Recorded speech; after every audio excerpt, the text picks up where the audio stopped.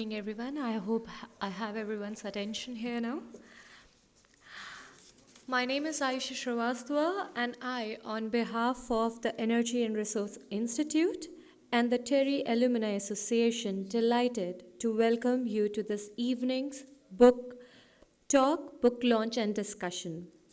The evening brings together a distinguished gathering of policymakers, researchers, practitioners, alumni, and friends, all united by a shared interest in the question these books raise. We warmly welcome each of you, and we are equally glad to welcome our colleagues from TERI and IHC.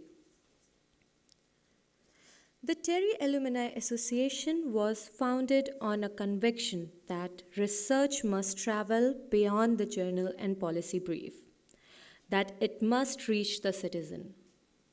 The Concerned Citizen series is the expression of that commitment, a platform for the writing that is rigorous but readable, grounded in evidence but alive to the human stake of the issues it addresses.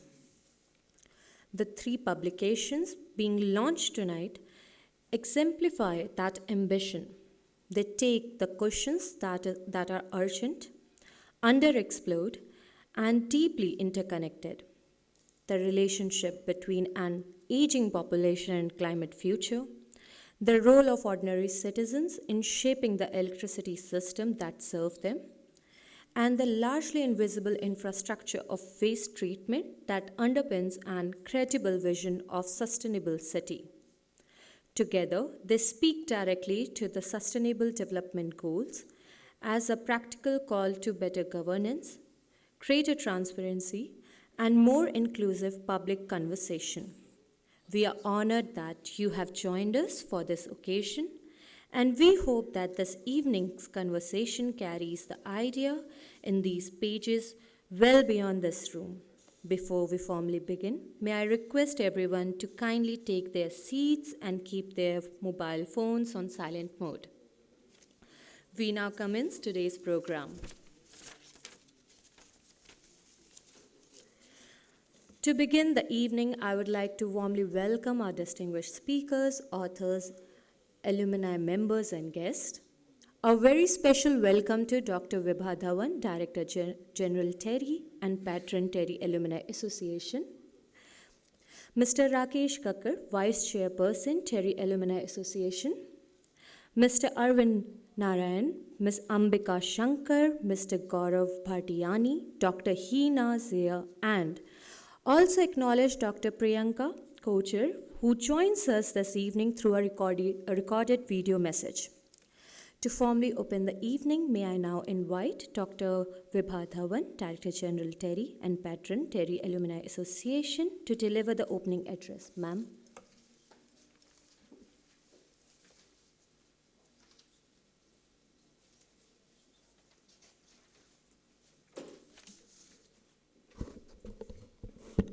Thank you, Ayushi. I don't know whether I should say thank you for making my job very easy because you have introduced everything, or I should say you have made my life very tough because what to say, you have said everything.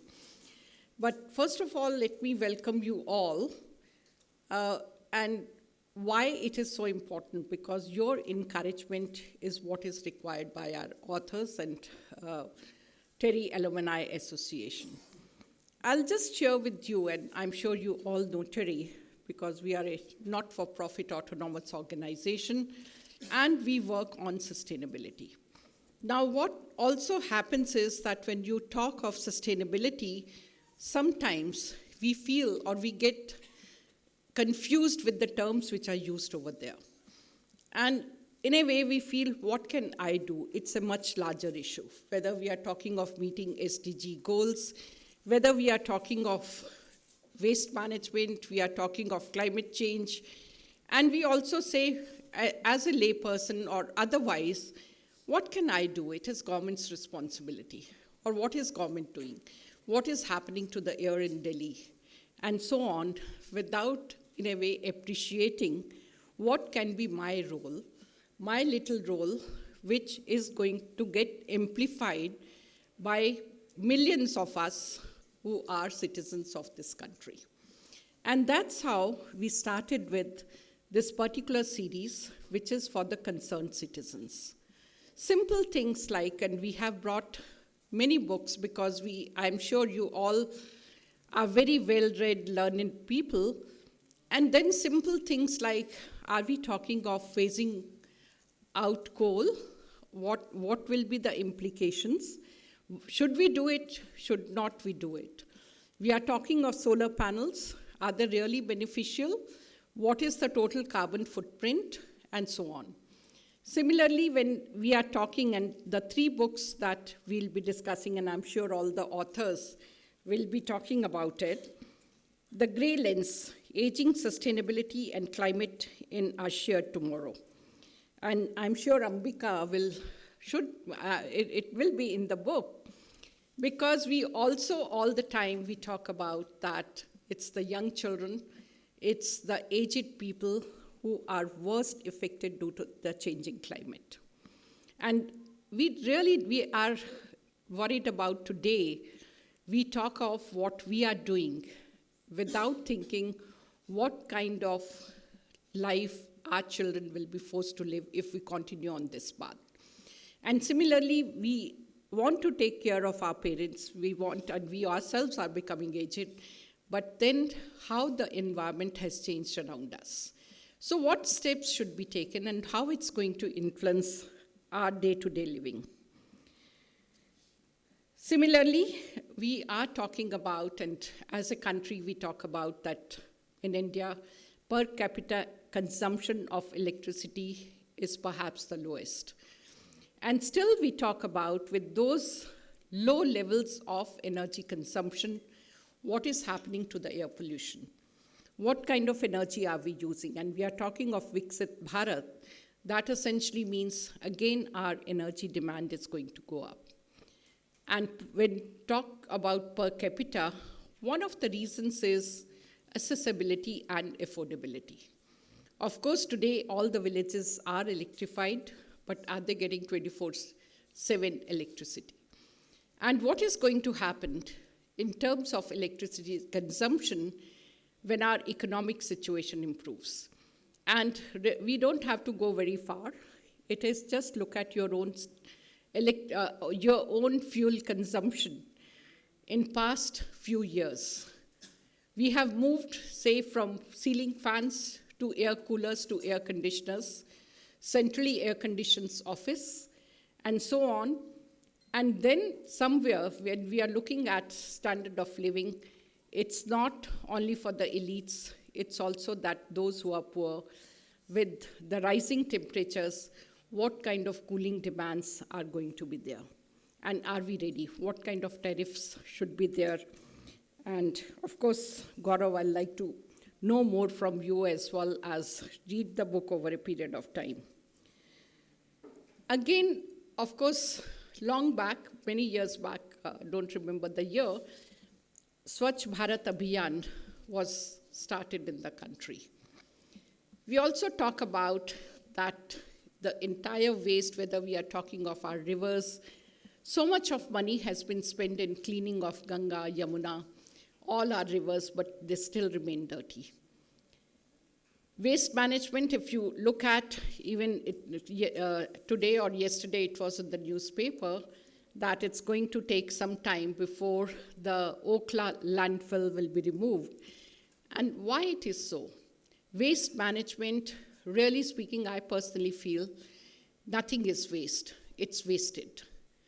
And waste can be treated. There are regulations from Pollution Control Board, but we don't realize how expensive those treatments are.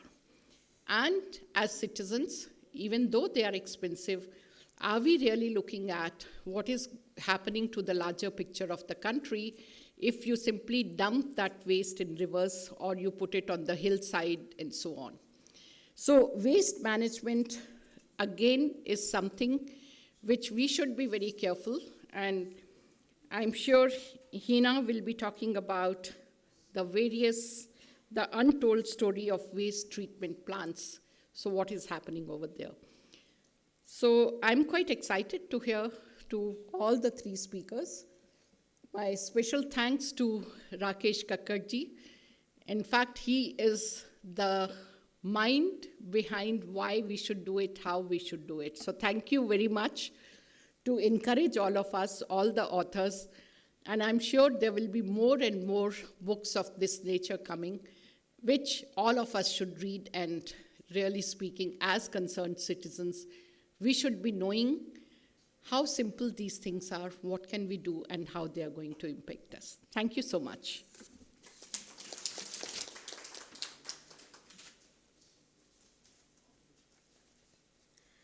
Thank you, ma'am, for your inspiring words and for continuously encouraging initiatives that bridge research, policy, and public engagement. Before we proceed to the book release, we will now present a small video message from Dr. Priyanka Kochhar, President of TERI Alumni Association. May I request the AV team to kindly play the video?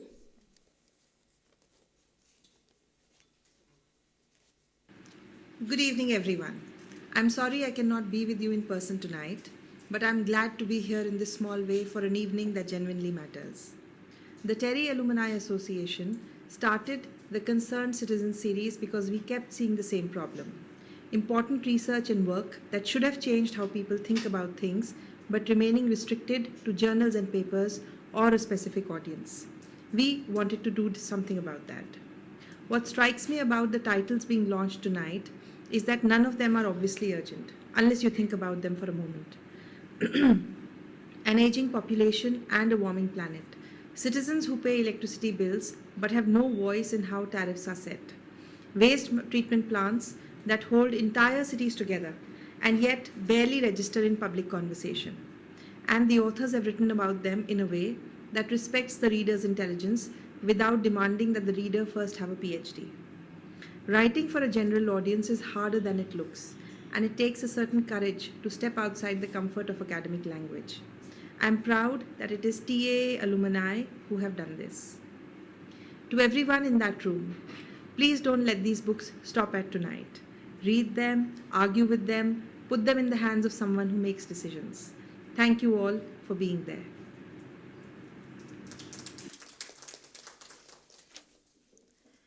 Those were very thoughtful remarks and reflection. And now comes the most awaited moment of the evening, the formal release of the books under the TERI Alumni Association Concert Citizen Series. May I request Dr. Vibha Dhawan, the authors, and the distinguished guests on the stage to kindly join us for the ceremonial release of the publication.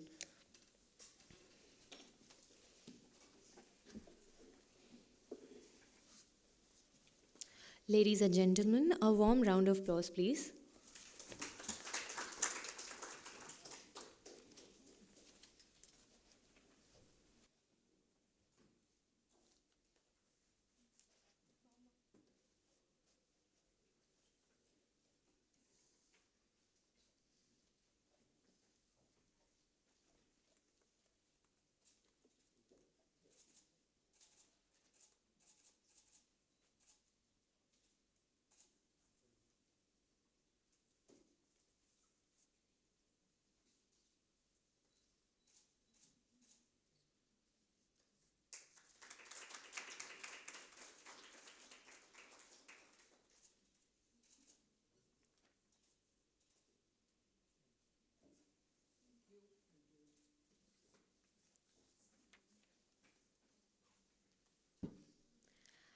Thank you and congratulations to all the authors.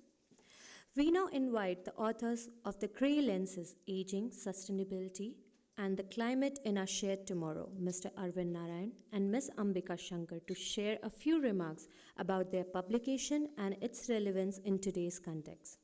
Ma'am and sir, the floor is yours.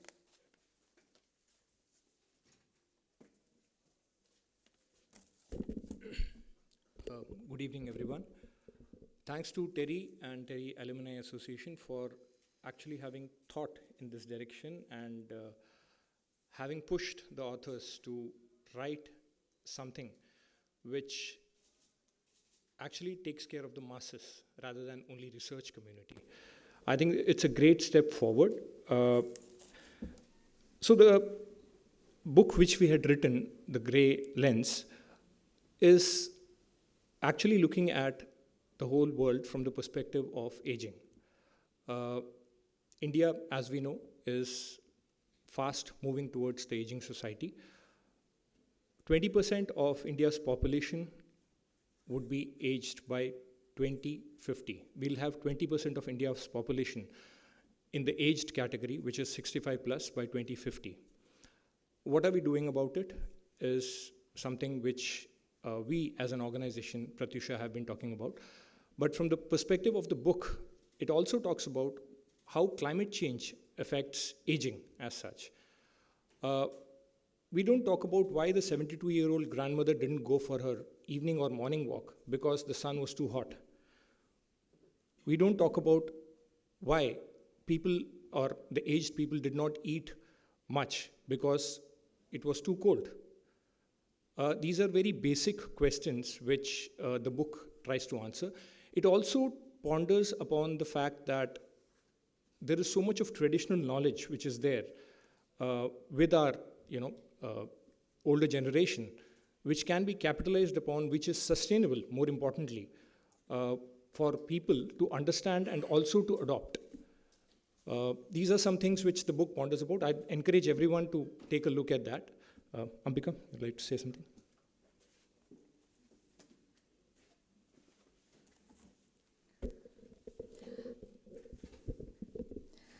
Very good evening, everyone, and thank you for coming here and being with us. Thank you to TERI and the TERI Alumni Association for encouraging all the authors to write this book, as Arvindd rightly said. So I'm pretty much going to reiterate what Arvindd has already mentioned. So the research on aging and climate change, there is a lot of substantial research, but most of it pretty much stays in a room which is full of researchers and people who understand the technicalities. But it doesn't reach people who don't know that language, not often. So as a writer, I am not a climate scientist, I'm not a gerontologist, I'm not from the research community, but as a writer, I wanted to help Arvindd bridge that gap and take this subject to people who need it most, people like you and me who are concerned about their parents and how something like climate change, the excessive heat or the cold can affect them. And what I did not expect was what we found when we looked at it closely. So older adults have often been the custodians of traditional knowledge, and they grew up knowing that resources do not replenish themselves on demand. And they've always reused before replacing something. And they also know that the land and the water and the season are worth respecting, and these cycles have to be taken into account when we follow a certain kind of lifestyle. And they understand the rhythm of the local environment, and that took years of observation to build. So what we call as old-fashioned is actually ecological memory, which is invaluable. And the Grey Lens is simply an invitation to look at all these things from the perspective of an elderly person, and with them at the center rather than keeping them on the sides. And when you do that, you start asking different questions about the cities we are building, the systems that we are making for them. And I encourage all of you to read this book, and probably it changed, writing it changed the way that we think about this population, and I'm sure reading it would probably change a little bit of how you think about the homes that your parents are going to live in the future. And thank you once again to everyone. If I may also take a moment to welcome our family who's here. I think there are 3 generations who have come from the family. And my English teacher is here. She's taught me, so it's a very full circle moment for me that she's present here. And my mother-in-law, my mother, my children are here. And so it's a very proud moment. My fathers, I say fathers, my father-in-law and my father, both of them are not here. They are long gone, but their blessings are here with us. So thank you, everyone. Thank you for being here. Thank you to each and every one person in my life or in our life who has been instrumental in bringing us this far. Thank you.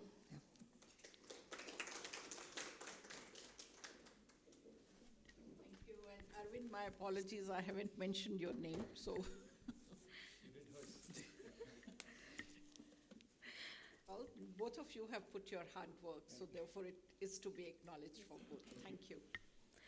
Thank you for the thoughtful perspective and for bringing the attention to an often overlooked dimension of sustainability in the climate discourse.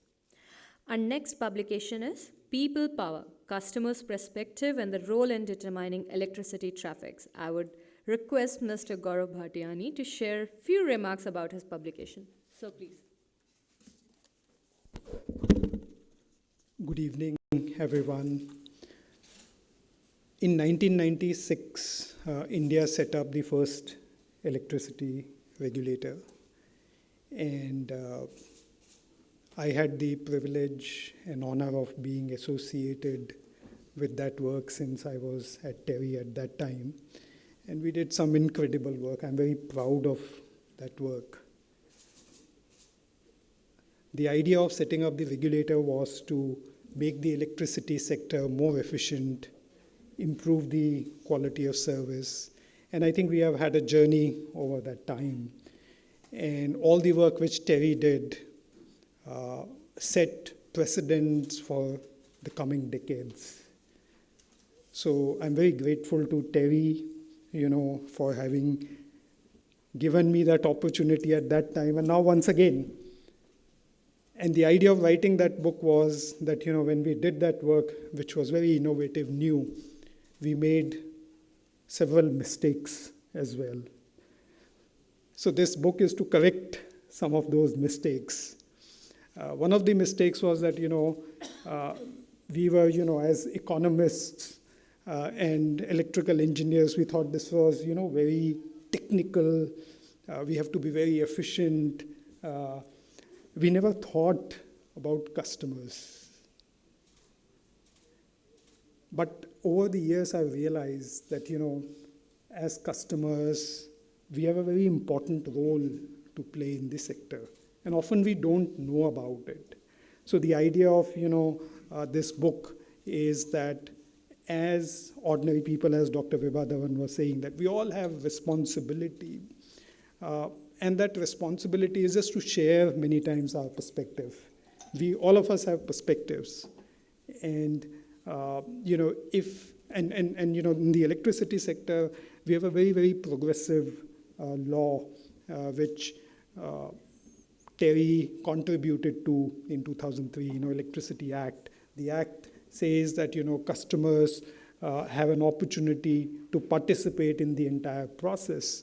And therefore, over the years, I have realized that, besides engineering, finance, technology, law, customers, sociology, psychology also have an important role to play. So I've tried to put that in this book, and I'm, sure and I hope that it will move the needle a little bit further in that direction. So thank you once again. I also want to thank Mr. Kakkar, who has encouraged me over the years, and Priyanka, who highlighted this opportunity. And last but not the least, Yateen, who has been behind, helping us write this book. Thank you so much. Thank you, sir, for your valuable inputs. I now invite Dr. Hina Zia to share her remarks on her book, The Untold Story of Waste Treatment Plant. The book is co-authored by Dr. Priyanka Kochhar. Ma'am, the floor is yours. Good evening, everyone. First of all, I would like to express my sincere gratitude for TA and TERI to give me the opportunity to contribute in my own way. Waste, all of us, and of course, I miss the presence of my co-author, Dr. Priyanka Kochhar, who couldn't join, and we have heard her very brief about in the beginning. So this book is all about the untold story of waste treatment plants. All of us are generators of waste in humongous amount on a daily basis, some more, some less. Changing type of waste we generate. We keep on, nobody likes to see any kind of garbage in front of their homes, in vicinity, but we forget where do they go. We complain when we are crossing any kind of landfills, or we may often hear reading in the newspaper that there is another agitation by the local people for a new site to be taken over for a waste treatment plant. but nobody knows that what happens in the vicinity of these waste treatment plants. And trust me, so far the elite group which is sitting here in this room thinks that these WTEs, waste treatment plants or landfill sites are never going to come close to you. We very honestly, we just talk, preach, and then forget, doing nothing about it. So, but given that today's situation is such that every city, big or small, is struggling for place to keep dumping their waste. We don't have any sanitary landfills, which are engineered landfills. And because there is so much of amount of waste, cities are more of it generating. There is no other way but to treat it. Now, there are a lot of technology options out there, and we have this fascination with WTE plants or waste-to-energy plants, waste treatment plants with different technologies. Delhi has the maximum strength in the entire country in terms of capacities. Yet what you see around, if you have ever crossed any unplanned colonies, urban villages, you will find that itself tells the story. So a very large capacity plant sits in Timarpur, and Timarpur is in Okhla, and it has a very interesting story that this waste treatment plant was by a Dutch company. It got started in 1987. It really operated just for 21 days at the cost of 20 plus crores, and it had to be shut off in 1990. Reason being that the feasibility, there is no problem in the technology, the feasibility of the treatment plant was based on the kind of waste it gets. So usme se, you don't need to have wet waste in it. It has to have a certain level of calorific value. And that didn't, our municipalities couldn't provide that kind of waste, so it didn't happen. Now, after that, there had been a lot of changes. New people came in. The name of the plant, and I've just taken this one case as to tell what happens. So this waste, again now it's operational with a new operator, with a new technology. It was the EIA approval from the ministry was based on another technology, but ultimately it is just an incinerator now running. And it is surrounded by all kinds of colonies. So there is a very posh colony called Sukhdev Vihar, planned colony. We have hospitals like Apollo and Fortis sitting across. We have unplanned colonies, and we also have urban villages. And for the hearing of the EIA of the plant when it was coming, nobody came because nobody knew what's going to be the consequences. So this actually tells you about that what will happen. And it's not that waste-to-energy treatment plants or waste treatment plants cannot run without the environmental pollutions. But in all this entire hierarchy, one has to understand as citizens, as generator of waste, our own role, which is about segregation. That's the magic mantra. Without that, we are not going to solve the problem. And this comes at a very opportune time because April 2026 onwards, we are now into an era of new solid waste management rules 2026, which is quite ambitious from the earlier version. And let's hope it is talking about a lot of it has given some teeth also to the local authorities, to the bulk waste generators. So in the entire context, the importance and relevance of waste treatment plants, what is our responsibility, what is the role of the local authorities, what is the role of the checkpoints, the regulatories. So all of this is, for that you have to, in common citizens language, we have attempted, me and my co-author have attempted to reach out to everybody because it's everybody's take in this. So with that, I would again request everyone to please go through it and let us, we are now in Swachh Bharat Abhiyan 2.0, and yet we don't see, as Dr. Bibha Dhawan already mentioned, that a lot needs to be done. So once again, I'm very grateful to TA and TERI, and my special thanks to Jatinji for for the enormous pain he has taken in giving the shape in a very, very short time. Thank you so much.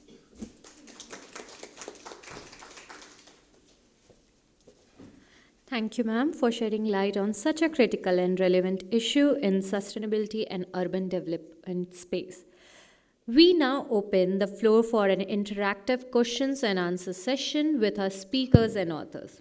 May I request participants to kindly introduce themselves before asking their question and keep their answers brief so that we can accommodate as many interactions as possible.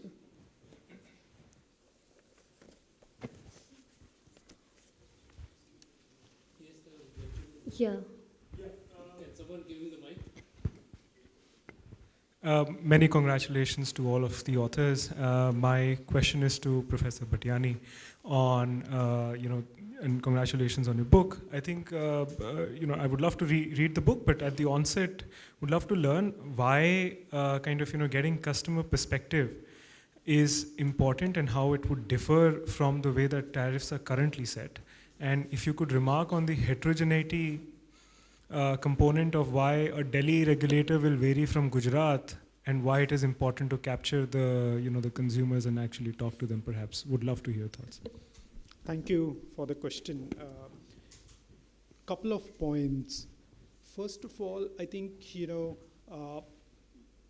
the entire narrative on setting the tariffs in India has been about, that the tariffs are too low. Yeah. But when you talk about it without reference to the quality of electricity and the quality of the service supplied, it has no relevance actually, So I think the customer's perspective is very important to understand what's the quality of supply and service being delivered and measure and benchmark the electricity tariff with reference to that. So that's point number one. Point number two, we are going through an entire process of energy transition coming from the climate narrative. And in that process, customers have a very important role to play, especially with the evolution of technology, demand response, decentralized energy generation, electric vehicles, all of these things are critical and where customers need to take action, And the trust between the utility and customers is very, very important to make it happen. And for that trust to develop, utilities need to be far more engaging and interactive. And I think, if you think of electricity, looking ahead next 10, 20, 30 years, my sense is that, it will become a lot more easier to transact and deliver electricity. So we're almost moving away from being a natural monopoly, kind of a condition to where electricity will be another good and you'll have to compete. So customers, if you talk to any FMCG company, the CEOs, what's top on the mind of CEO is customer, not technology. So I think that's where we are moving and that's why it's important.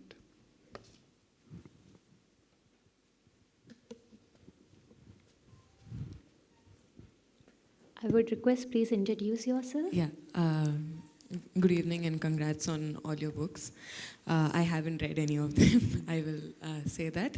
But I just wanted to get an understanding from a couple of things. I'm Gayatri. I'm a student at Kautilya School of Public Policy, doing my master's in public policy itself. So one thing I wanted to ask, because obviously there are amendments being made to the Electricity Act as well. Like, how do you perceive that entire system of like private and public? And then I wanted to also get an insight on nuclear energy, what you think about that.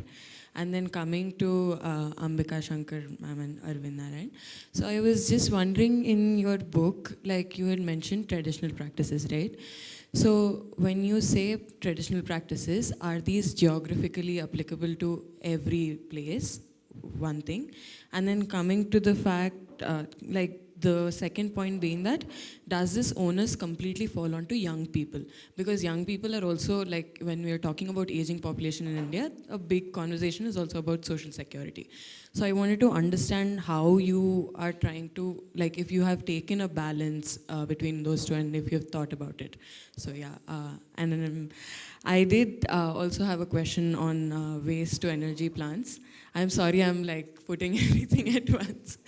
But like waste to energy plants, like when I speak about nuclear energy as well, there's a big dependency on like technology from outside the country. So do we see that technology being built in India that is accessible, and like have you like any insights on that will be really helpful. So I just wanted to know these.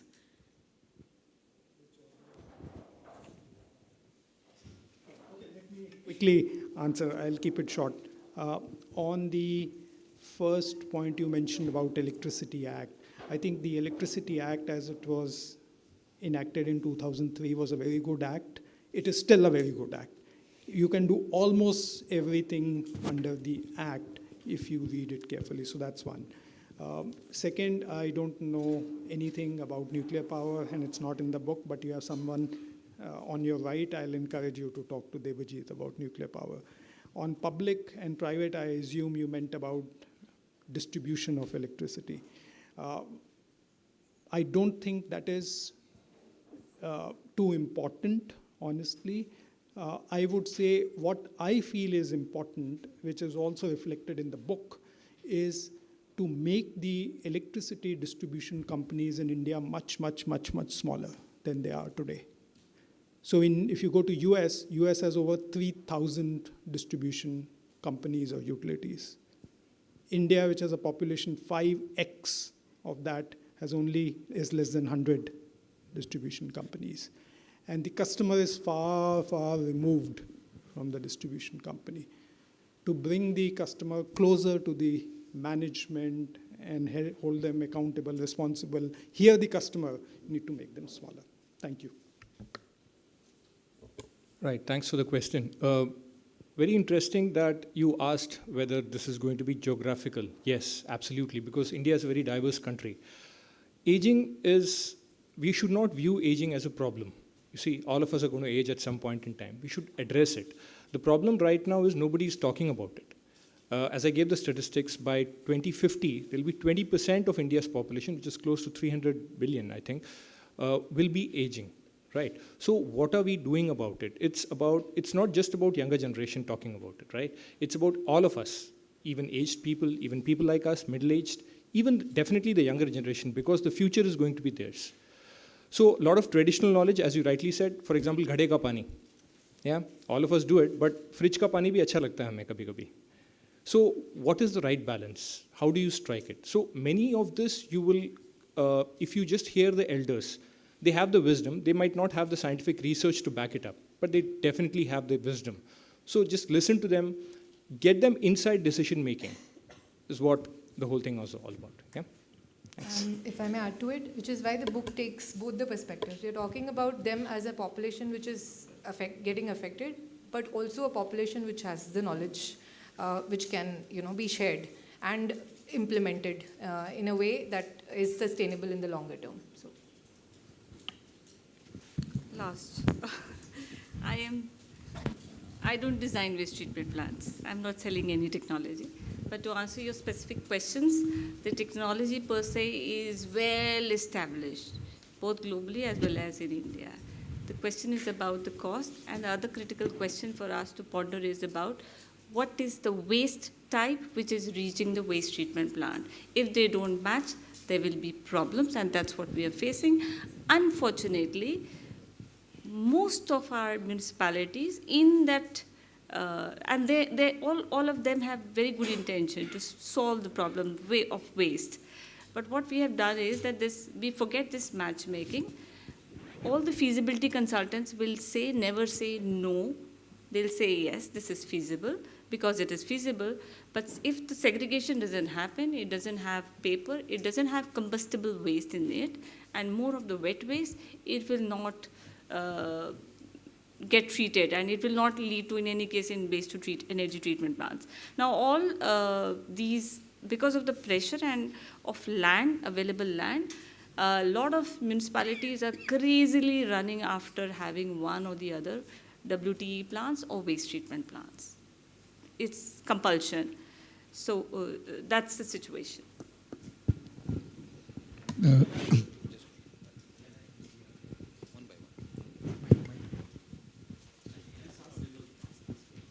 Let's Devojit ask first, then I don't have a question, so thank you, Vibha, Rakesh ji, TERI, TA, for this opportunity to know about these three new things. Some reflection from Arvindd and Ambika. When you were saying about the question of your grandmother or mother not able to go to the park for a walk, so I was imagining aging is also about an identity and existentialism question and a conflict between my past identity. Imagine my mother, your mother, could have faced a nor'wester those days where they were a part of nature. Today the nature has changed and she is not able to go. Now these are two, a lost identity of a childhood, and there's a new identity of the same individual. And the individual now is stuck in between these two identities. So what is your reflection about that? How you deal with this identity question? As usual, Anando going deep. Thank you. So yes, psychological aspects of aging also matter a lot. But the point to address, which we have tried to address in this book, is basically how does climate change affect the elderly? So dealing with the psychological problem is an entirely different ballgame. Probably we should come out with a different book on that. Yeah. But yes, exactly. So those problems are definitely there because they have looked at themselves and how the climate was at that point in time very differently than how it is right now. So yeah.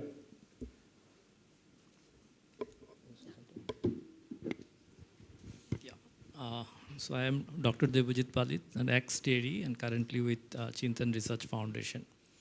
I have an observation to make about Gaurav's book on customer perspective.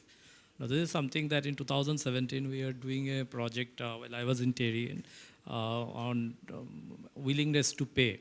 And this is a question we put to, I think, at least 4 or 5 state regulators, that are you taking customer perspective while deciding the tariff? The common answer that we got from almost all the regulators, including in UP, Haryana, and MP, West Bengal, some of the states, was that yes, we do take customer perspective, but we cannot reach out to all the customers. So what we do is that we take the perspective from the customer association or those who deal with the consumer side of electricity delivery. For example, Prayas is invited in most of the meetings, Cuts is invited in most of the meetings, and at the local level, the consumer associations are invited in most of the meeting.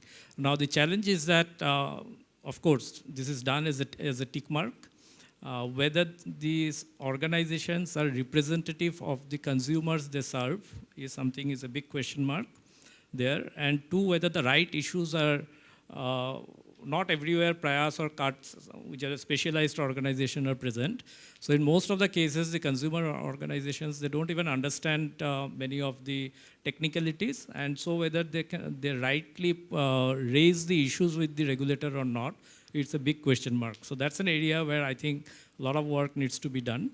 The positive side of this entire thing is that since the last, I think, 2 years, the PFC rating for power companies now include customer delivery or customer services as one of the parameters for ranking discoms. And this is something that I first brought out in my PhD work, that why it is important to deal with not just the electrons delivery, but also the customer service delivery, basically, the customer service delivery, and both are equally important. And PFC is now taking it forward. So discoms are ranked based on customer service delivery also. Thank you. The point, I think, is well agreed, Devojit. I think there have been some good developments, and one example is the installation of smart meters, which actually allows, regulators, if they so wish, to get data which will better inform regulation and tariff setting, taking quality into consideration. On your point regarding certain agencies being representative, I fully agree. I think it's time that, regulators institutionalize a formal customer survey on a regular basis, if not every year, let's say every alternate year. It should be done. And they have resources. It can easily be undertaken.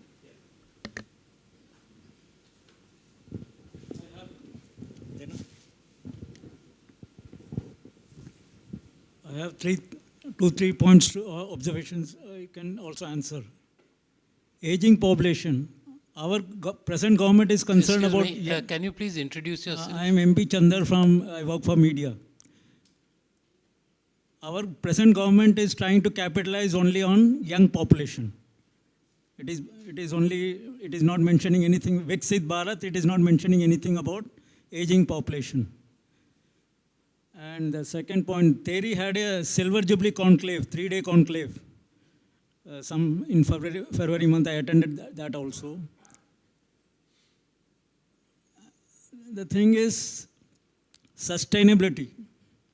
SDG goals, which were to be achieved by 2030. Now it is not going to be done. And the new deadline, they are also not giving any new deadline. 80% of the world's energy is used by 20% of the population. Our contribution, we are in developing, so-called developing. Our contribution is in single digit. Even if we violate many rules and regulation, it hardly matters. And the thing is, the very violators, they are not coming to terms in the COP summit and all. So when you will not bring those people into the table, what is the point in talking about sustainability?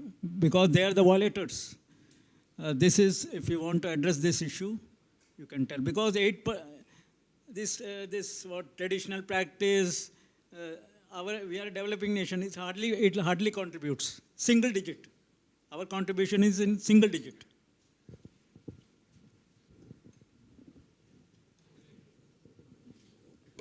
So, sir, yes, I agree with you. On the aging part, yes, we have lots to do. So it's just people like you and me who have to keep talking and doing something about it. So we are not just talking.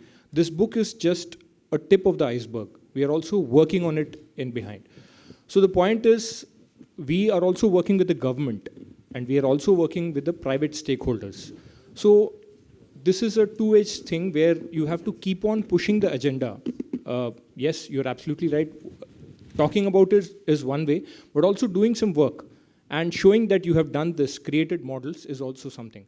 So particularly related to aging, the government is going to come up with a lot of more initiatives. I can say this very confidently because we are working with the government. Our organization, Pratisha Foundation, is working with the government, and we are also part of a think tank with the government. So if you look at the book, the foreword is also written by a government person only. So they agree to certain things. Yes, it takes time to change. I'll leave my comment there. Yeah, if I can just add on over here, it's wrong to say government is not doing anything.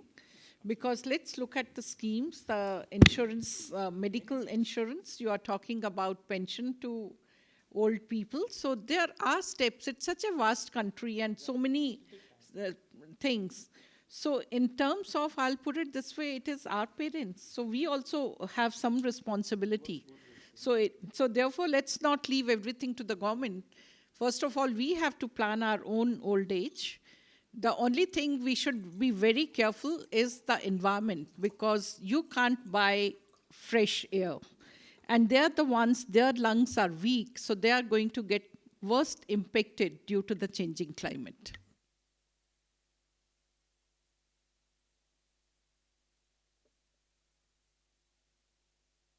But due to time limits, we'll move ahead. Thank you everyone for an engaging and insightful discussion. As we come to the close of this enriching evening, may I now invite Mr. Rakesh Kakkad, Vice Chairperson, TERI Alumni Association, to deliver the vote of thanks. So the floor is yours. Thank you. First of all, let me thank Vibha.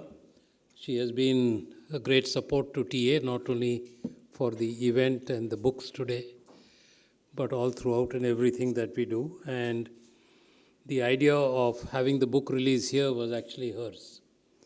And we were struggling with doing it in TERI office or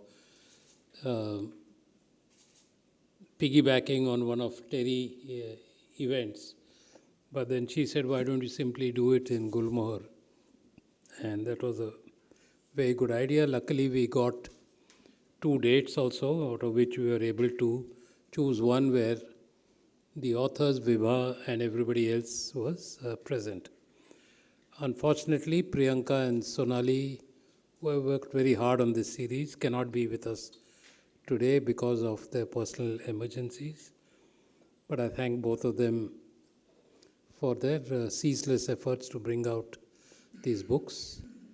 Thanks, of course, to the 4 authors here and the one missing author, that's Priyanka, for having not only volunteered to do this work, but also in their cooperation with the various people who work to put these books together. My thanks, of course, to Yatin, which Gaurav also mentioned. He has been our guiding light for editing the books and giving them a very distinctive flavor. Thanks also to Anupma and her colleagues in TERI Press for helping us in bringing out the books.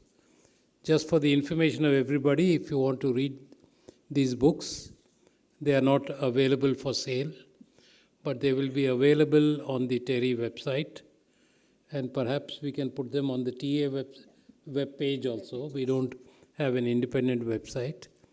We use the TERI website, but we have a page.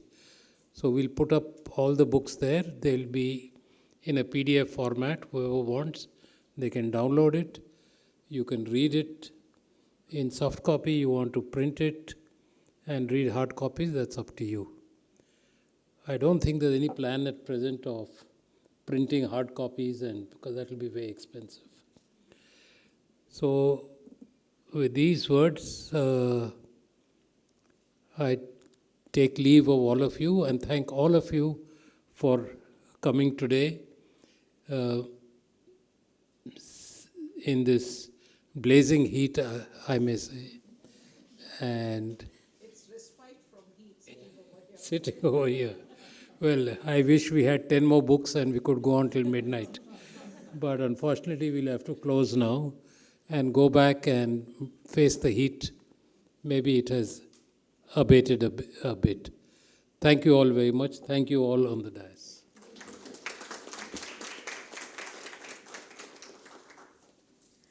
Thank you, sir. Ladies and gentlemen, thank you once again for joining us this evening and making this event truly meaningful. We congratulate all the authors and contributors for these valuable additions to the Concerned Citizen series and make them great success. Have a wonderful evening ahead and thank you for being with us. Thank you all.